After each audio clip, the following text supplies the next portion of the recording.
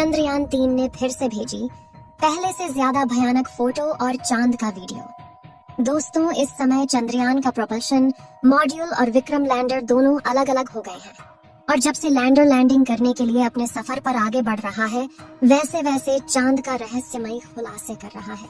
आपको बता दें कि चंद्रयान-3 में लगे हाई रेजोल्यूशन कैमरे ने चांद की ऐसी भयानक फोटो के साथ वीडियो को भेजा है जिसे देखकर वैज्ञानिक भी अचंभे में पड़ गए हैं।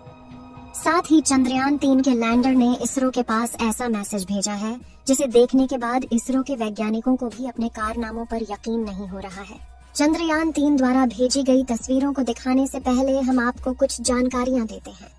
दोस्तों, 17 अगस्त के दिन दोपहर में 1:15 पर जब प्रोपल्शन मॉड्यूल और विक्रम लैंडर दोनों अलग अलग हो गए थे, तभी विक्रम लैंडर ने प्रोपल्शन मॉड्यूल को धन्यवाद देते हुए इसरो के पास मैसेज को भेजा है और मैसेज में लिखा है कि जिन्होंने मेरा साथ दिया उनका धन्यवाद। आपको जानकारी के लिए बता दें कि यह मैसेज विक्रम लैंडर ने इसरो के वैज्ञानिकों के पास भेजा है, जिसकी जानकारी इसरो के वैज्ञानिकों ने ट्वीट के माध्यम से दे दिया है। 14 जुलाई को श्रीहरिकोटा से रवाना होने के बाद चंद्रयान-3 ने 3 हफ्तों में कई चरणों को पार किया।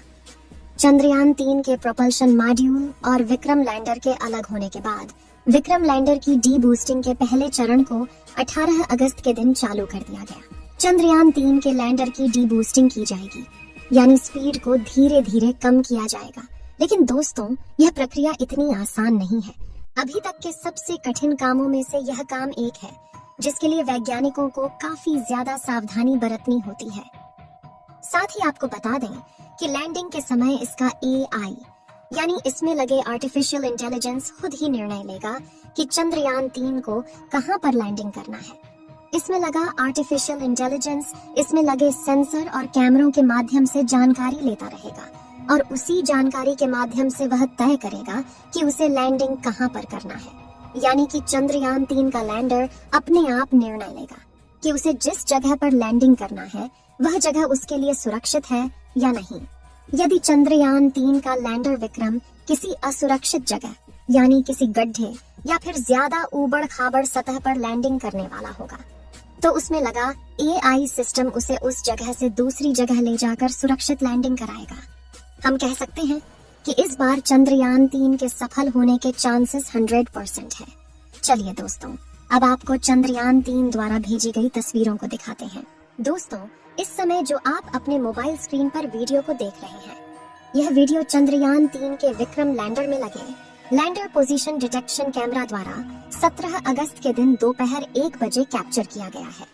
इस वीडियो में आपको चांद की ऊबड़-खाबड़ सतह स्पष्ट दिखाई दे रही होगी और चांद की धरती पर मौजूद गड्ढे भी आपको दिखाई दे रहे होंगे।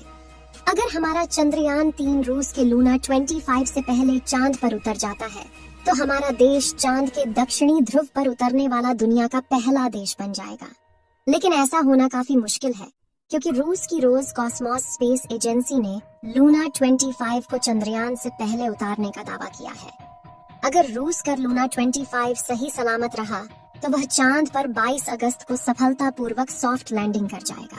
लेकिन यदि लूना 25 के साथ कुछ दिक्कतें आती हैं, तो हमारा चंद्रयान 23 अगस्त को शाम 5:27 पर चांद की सतह पर सफलतापूर्वक लैंडिंग करेगा। और अगर ऐसा हो गया तो हमारा देश चांद के दक्षिणी ध्रुव पर उतरने वाला दुनिया का पहला देश बन जाएगा। लेकिन यही आखिरी पड़ाव इस पूरे मिशन का सबसे मुश्किल पार्ट है। यहाँ तक हमारा चंद्रयान-2 भी इसी स्टेप पर आकर फेल हो गया था। लेकिन सवाल ये उठता है कि चांद की दुनिया इतनी खतरनाक क्यों है? इसे थोड़ा गहराई से समझते हैं। दोस्तों, हमसे 3,84,400 किलोमीटर की दूरी पर मौजूद चंद्रमा हमारी पृथ्वी का एकमात्र प्राकृतिक उपग्रह है। धरती से देखने पर यह भले ही हमें गोल नजर आता हो, लेकिन हकीकत में यह भी पृथ्वी की तरह थोड़ा अंडाकार है।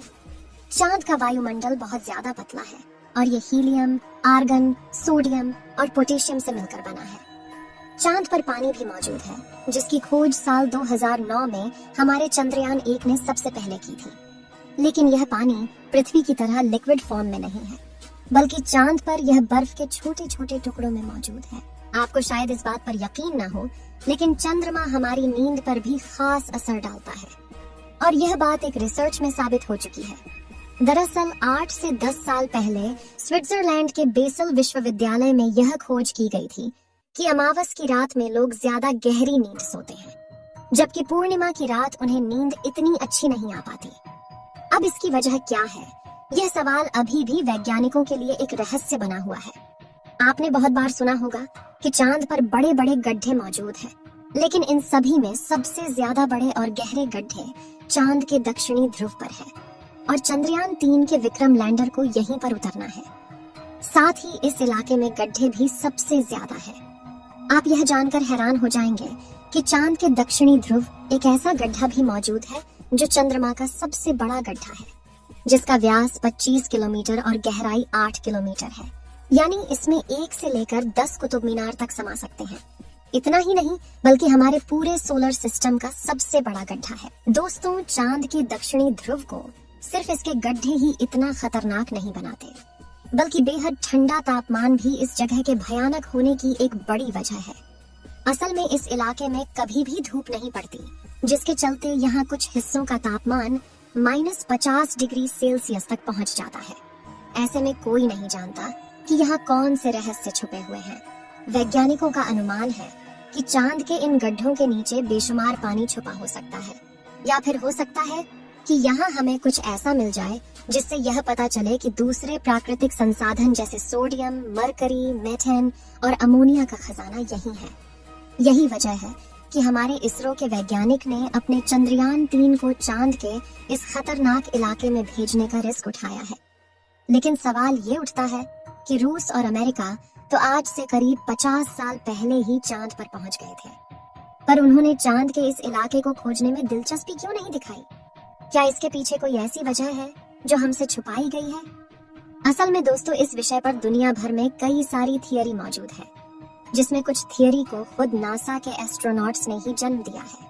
1969 और 1972 के बीच अपने अपोलो प्रोग्राम के तहत नासा ने कुल 12 अंतरिक्ष यात्री यानी एस्ट्रोनॉट्स वैज्ञानिकों को चांद पर भेजा था, और उनमें से कई एस्ट्रोनॉट्स चांद के अंधेरी दुनिया के बारे में हैरान कर देने वाला खुलासा कर चुके हैं। कुछ ने तो चांद पर एलियंस के मौजूद होने की बात भी कही थी, और लोग कहते हैं कि नासा ने 1972 के बाद अब तक इसीलिए कोई मून मिशन नहीं भेजा, क्योंकि उसको चांद की दुनिया के यह गहरे राज पता चल गए थे।